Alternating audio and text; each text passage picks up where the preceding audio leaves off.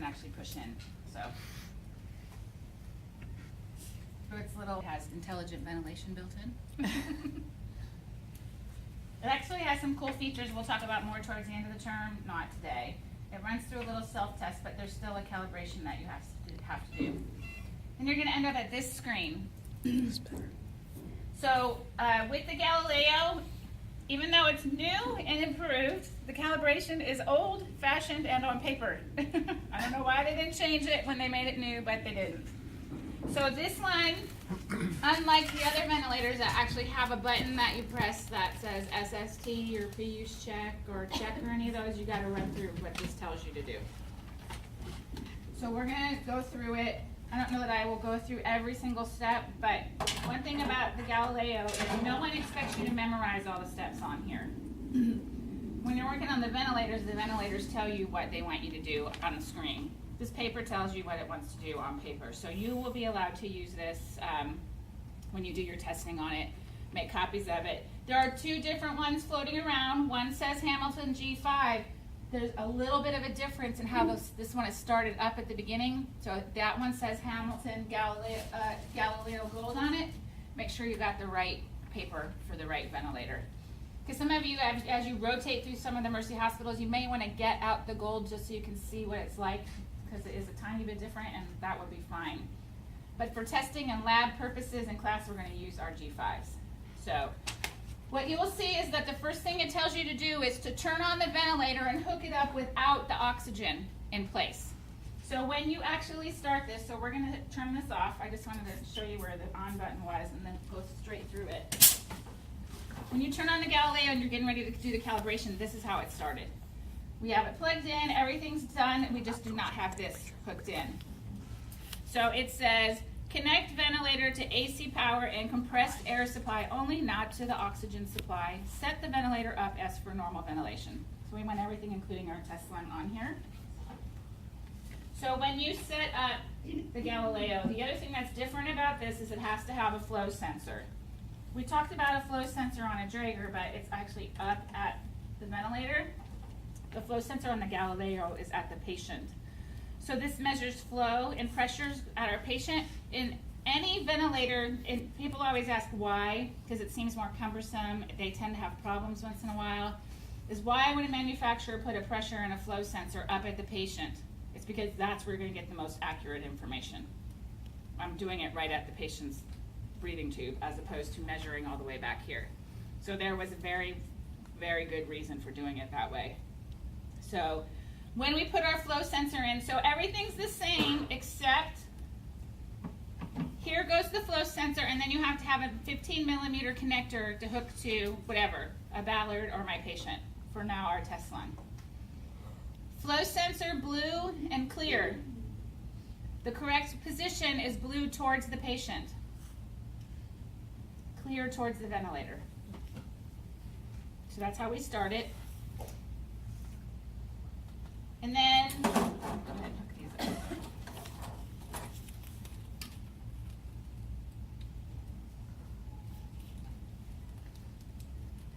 On this one, inspiration is here, and it tells you to patient with an arrow down. That's where the inspiratory hose goes. This one over here says from patient. So it's not here, it's the smaller one. You'll see that it won't fit on this part. You'll learn tomorrow that this is the exhalation valve. I'm going to go over them tomorrow. So that's where we exhale into. This is part of the safety valve on this ventilator. Remember I told you the part that opens up to room air and the ventilator malfunctions. So that always has to be unblocked. So our circuit's going to hook up there. Then these two hoses have to be hooked up. Make sure when you get your flow sensors, you guys, you get them from against the wall over there, and it says flow sensors. You should know now from your neopede, well, I don't know how much you've done, you might not, but there's one set of shelves there to the left of the door that's all neopede stuff. There's flow sensors in there. They're not the right ones. They're for neo mode. This is adult mechanical ventilation. We may talk about babies a very little bit at the end. So we need the adult flow sensor, and that's on this side. It's completely separate, so make sure you get that one. Down here are two ports. There's actually 4, but you'll see 2 of them say flow sensor. One is silver, one is blue. Blue goes to blue. Clear, that's supposed to be like pretend clear, silver, as clear as they could make it. But blue goes to blue, and clear goes on the other one. So you'll see there's a little blue circle. So that's where the blue one goes. And you just hook those on there like that. And just like the other Draeger, the flow sensor, if it doesn't work, you won't get any readings. So it has to work in order for your ventilator to run. So we're going to calibrate it in the beginning calibration, but you can also calibrate the flow sensor by itself if you need to. What are the other 2 for? One is for a nebulizer, and then one is for a different kind of pressure sensor that you could put in line if you want to. Honestly, we never use these. You won't ever. So remember I told you some ventilators have ways that you can run the nebulizer off the ventilator? We don't use them anymore. So your only 2 that you're going to use are these 2. They do? I'm very surprised. Okay, I won't say never. Most places won't use it. I don't know why I did that. I'll put that in mind later. I don't need it right now. Okay, so turning it on, everything hooked up except for O2. Now as you go through this, you're going to see that on your paper it says, I don't have enough hands. First column says do or observe. So the first column, and it's got numbers next to it step by step. So the first column in the step tells you what to do, and observe tells you what to verify. So when you do this, you need to watch for this. When you do the next one, it tells you what to watch for. And then if there's any comments, it has to say over there as well. So the second step says switch on power from the patient setup window, select new patient and desired patient parameters and press start. So new patient, adult, it doesn't matter male or female. This does the ideal body weight. Again, it wants to make its own settings. We're going to let it do what it wants, and we're going to hit start. So we're going to start ventilation. There's a big button there. Push it and you're going to start ventilating your patient. Oxygen supply failed is one of the things that you're looking for. So you'll see in the verify box it says after a few seconds oxygen supply failed in the message bar. There it was. Number 3 says ventilation continues with air only, which it's doing right now. And after a few minutes you're going to see the words come up here, low oxygen. It really does take a few minutes for that to happen. So we have to wait. Tell you that you could go to number 5 while you're waiting for the low oxygen light to come on, because our number 5 is to check the date and time. So, and you'll know once you see the low oxygen, you're going to hook your O2 up then. Okay? So you don't necessarily have to just sit here and look at it. You can go on to some of the other steps. You just have to make sure the low oxygen comes up, and then you plug it in. And it's going to alarm along the way, so you can silence it.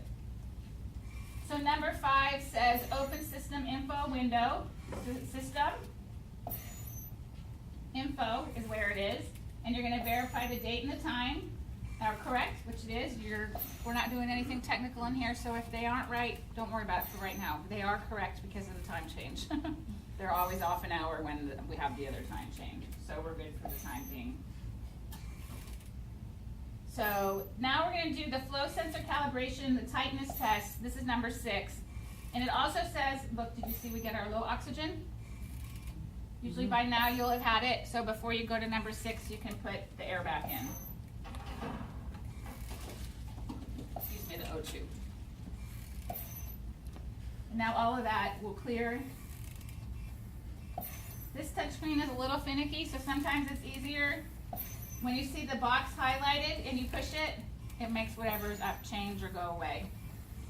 And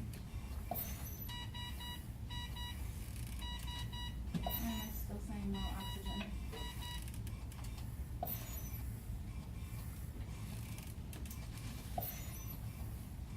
It went away. Did it go away? Yeah. Okay, thank you. So then number 6 is perform flow sensor calibration, tightness test, and if necessary, O2 calibration. We do not do the O2 cell calibration. You only do the O2 cell calibration if it tells you to, and it will say O2 cell calibration needed. Otherwise, we're just going to do the flow sensor test and the tightness test. So to do that, we're going to go to System again, and then Tests and Calibration, and push that button right there. And then you'll see the word Flow Sensor, Tightness, and O2 Cell. So Flow Sensor first, and you're going to push the button. And you're going to see up in the blue, this one tells you up there what to do. So now it says Disconnect Patient. This is our patient, remember? It's going to know that you did that and keep going. So turn Flow Sensor. This is what it wants you to do. Take it and turn it. Flip it the other way. So now my clear is facing my patient and my blue is facing the other way. Once you do that, it senses that, and you could actually hear it. If you were watching this, you'll see there's little flaps inside of here, and it's putting air through those flaps, a pre-measured amount. Yeah, I just messed it up, sorry. I covered it, and you can't cover it, so I'll start again. But once it starts doing the test, it's measuring airflow going through the sensor. You'll see the little flap in there. And so it's measuring a pre-calibrated amount and making sure that that's what it reads. So it's just sensing to make sure the flow goes right. If you put your hand over it like I just did at any point, it won't work. If you have a leak in your system somewhere, it won't work. And it'll just keep sitting at a spot. And you'll be like, why isn't it working? So, flow sensor, now we're going to do our calibration correctly, hopefully. Wait, let me go back to how we're supposed to start. Turn my flow sensor. Now we're going to turn it the other way. Don't put your hand over it. So when it's going correctly, you'll actually hear something. If you don't hear anything, you don't see something hard start to happen on the screen, it's because something's wrong. But you shouldn't be sitting here for minutes just looking at it, not doing anything. So you can hear it doing stuff. That's when it's working correctly. Turn flow sensor, it's going to have you turn it back to the correct position. So we turn it back. It knows that you did that all on its own, and so it will keep going from there. Again, you're going to hear it doing something.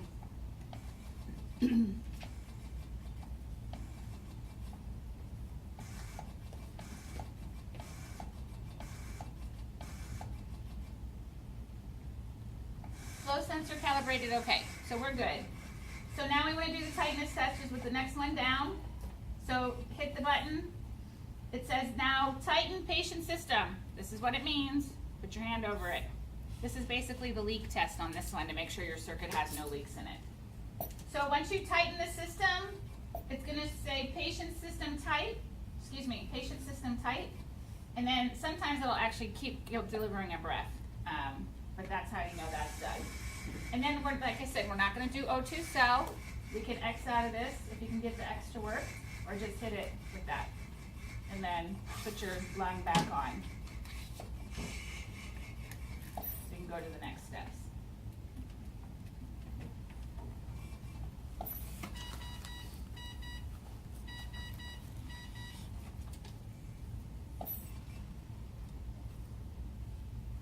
Oh, you guys, I forgot to tell you something at the very beginning. I'm sorry. When you first turn it on, I know, I'm not perfect, believe it or not. Yes, it's even recorded. This one has a lot of steps to do all off the top of your head. So when you first turn it on, you have to change this to CMV mode. It's actually in a spontaneous mode, and you're not going to be able to get through the whole calibration if it's not in CMV. So when you first start, put it in the SCMV and hit confirm. Don't change anything, leave it at the defaults and hit confirm again. So when we're getting our test later on, we want it to be in SCMV. SCMV. CMV, like continuous mechanical ventilation. Take a picture of that. Yeah. It's S. Thanks. Spontaneous. The This- same as AC. Yeah. Same as this IMV. No, it's the same as ACVC. Which I'll go over that in a minute.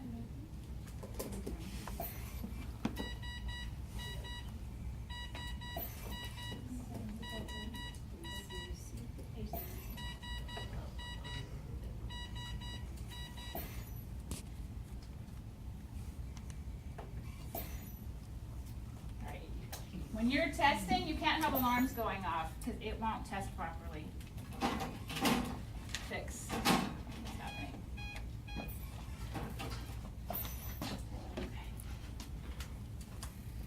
Okay, so now to go back, now that I'm in the right mode, Number 7 is open monitoring window. So you're going to find the word that says monitoring. And what you're going to do is make sure that the data is in the ranges on the second page, or if you're looking at the card, it's on the back of the card. This is not the best copy. I need to find the original. But with the settings that it was on, the default settings, it's having you look and verify that they're actually giving what's supposed to be given within a pre-given range. So my tidal volume is 500, and wants you to go to the exhale tidal volume and see that it's between 425 and 575. So you're just verifying each of those preset settings on the back. Does that make sense? Okay. So we did that. Number 8 is squeeze the test lung. It's wanting to double check that it registers that patient is taking a breath. So when you squeeze the test line, you'll see little upside down little triangles come up. That's what you're looking. That's how this ventilator shows a patient trigger. So we squeeze, and then the triangles. No, they're the right side up. I thought they pointed the other way. So squeeze. Every time I give the patient a breath, I should see a little triangle there. That's telling me that my patient triggered a breath. So that's what you're looking for in that one.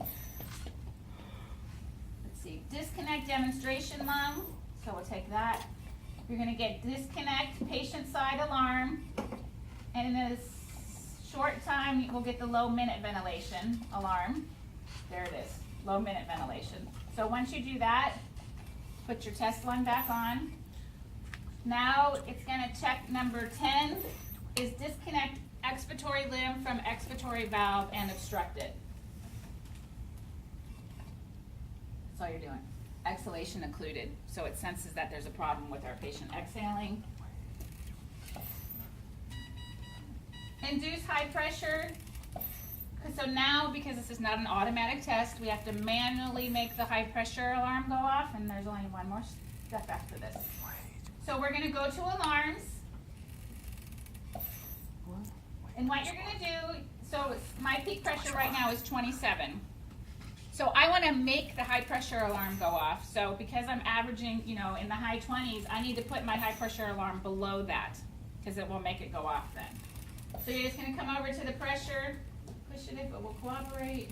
Otherwise, get the dial so that it's highlighted in yellow. Push it, and then turn it down below. When you guys come over here and you start working on these, you'll see that it tells you where your pressures are averaging. So it tells me right there, right now it's at 27, so I have to go below that to make it go off. High pressure alarm. Right away, put it back, because we can't have it alarming. And now it'll fix itself. Then the last thing we're going to do is verify that our apnea backup works. So you're going to now go back up to modes, and you're going to put this in spontaneous. And confirm, and then confirm again. When you change modes on this one, you have to hit it twice. And now we're going to sit and wait while our lung doesn't breathe, and we're going to wait for it to say apnea backup, or apnea ventilation. It'll come up here in 20 seconds. So it is a very manual process, but it is what it is. I didn't make it. Apnea. So now we're good. So I'm going to put it back in SCMV now.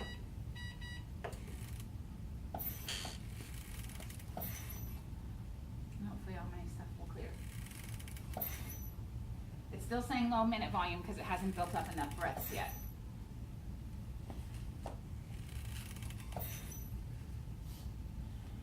Good by now. There we go. Okay. So one thing I want to tell you guys about this calibration, as a word of caution. Most places don't do it like I just showed you. Most places, this is what they do. Have you calibrated vents at Mercy Folsom? Who's at Woodland? Have you calibrated vents there? No. Okay. When you do, you should probably at some point. It's good if you guys have downtime. This is probably a good time to bring it up. If you have downtime while at your clinic, you can ask to go with equipment people, or can you calibrate vents and stuff. It gives you some more hands-on time by yourself. So, but when you see these in the hospital, like almost everywhere, what they do for calibration is they turn it on, they do the tightness test, they do the flow sensor test, and that's it. They don't do all this.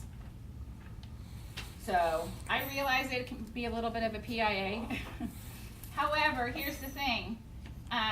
Say something happens, and this is my same old speech about if something happens. Say something happens, and your patient is harmed while on this ventilator.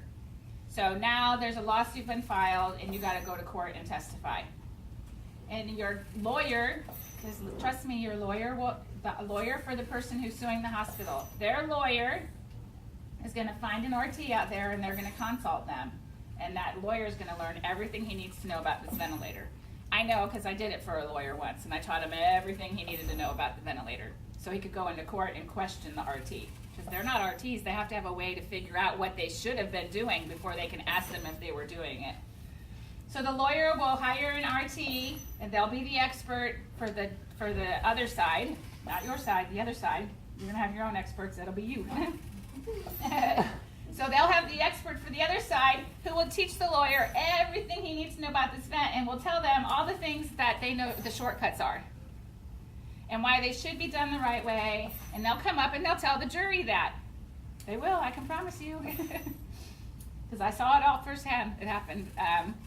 So then the lawyer's going to come up to you and say, okay, so you work here so-and-so, you were the first person who put this patient on the vent, did you do the calibration? And you're gonna say yes, and he's gonna say, can you please explain to the jury what you did?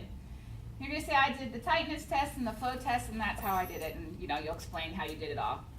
And then he's gonna say, is that all you did? And you're gonna say, mm-hmm. And he's gonna say, isn't there a whole checkout procedure that you're supposed to do? And you're gonna say, you're not going to know what to say because you're going to realize you just got caught. Because you guys, they can download all the information off of here. And so they will be able to go back and see all of everything I just did is going to be recorded. And it's very easy to tell if the steps were done because it's going to follow this piece of paper on my printout of my ventilator. And so if he sees only the flow sensor and the tightness test is done, he knows how to get you. It's that you didn't even do a machine calibration on it to make sure that it works all right before you put it on his patient, his client's mother who died while she was on it.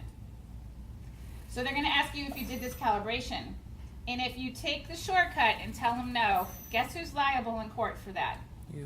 You. Because you are a registered respiratory therapist and you got an education with a degree that taught you the proper way to do it. So then he's going to say, isn't the manufacturer's recommended way to do this? And he's going to have the paper and he's going to know the whole procedure. He'll probably have it memorized because he'll already know that you didn't do it. And then they're going to ask you, how could you be sure the ventilator would work properly if you didn't do that calibration? And you're not going to have an answer. There is no way to know. Because let's say, for example, the high pressure alarm didn't go off. And so the family says, my mom got a pneumothorax and died while she was on your ventilator.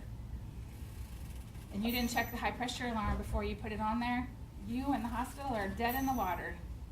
I don't know whether you lose your license for that. There's a good chance you did. You understand my point. It's very important to be done. There's a reason we do it. And at the end, it protects you and your patient. You do all that, and the ventilator doesn't alarm, and the alarms are set properly, that's not your fault. That's something that manufactured in the ventilator, and those things happen. My point is that you need to do the safety features that were put in place as a reason. Does that make sense? Mm-hmm. So once you're licensed, I can't tell you what to do, but take that as my bit of advice. Yes? Especially this procedure calibration requested like